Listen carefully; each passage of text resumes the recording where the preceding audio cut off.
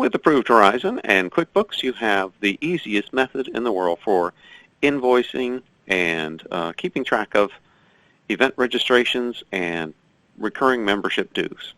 When you first open up the accounting portion of Approved Horizon, you'll see that you have the ability to make batches, and so you can go to any particular batch, create new batches, see what invoices are currently outstanding in a previous batch, and process them either in groups or receive individual payments. If you want to do a invoice on the fly, you can come to the Invoices screen. You can see all outstanding invoices that you currently have and associated payments. If they've come in via online payment system, they'll be here as well. Or you can click Add Invoice to simply add a new invoice on the fly. All you have to do is select the company or the individual that you want to create an invoice to. Their information flows into the system, and then you can come down and add the appropriate items to the event that they're purchasing or the items that they're purchasing, and create a new invoice on the fly.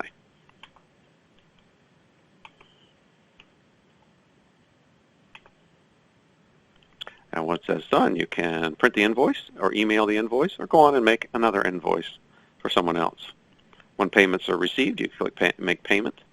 If you email the invoice, it will email to our customer a invoice link that allows them to view and pay their invoice online. So let's just copy and paste this real quickly into a web browser so we can see what that's going to look like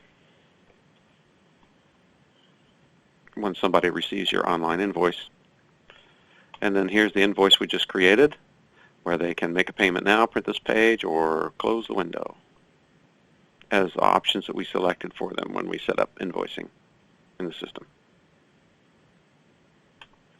All right, let's go back, and you can see how easy it is to create invoices either in groups or individually. You could see any transaction history would be here that was associated with this. Notes history is here as well. When you receive payments, they'll flow in here if they're made through the system online, and they would then be listed as a credit available to pay a particular transaction. Otherwise, we're going to receive a new payment by selecting an invoice that needs to be paid. By default, it's going to select your default payment method.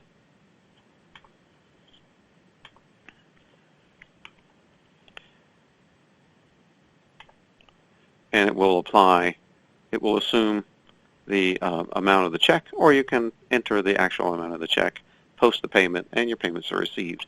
Once you've received all of your payments, then those transactions are accumulated over here on the accounting transfer.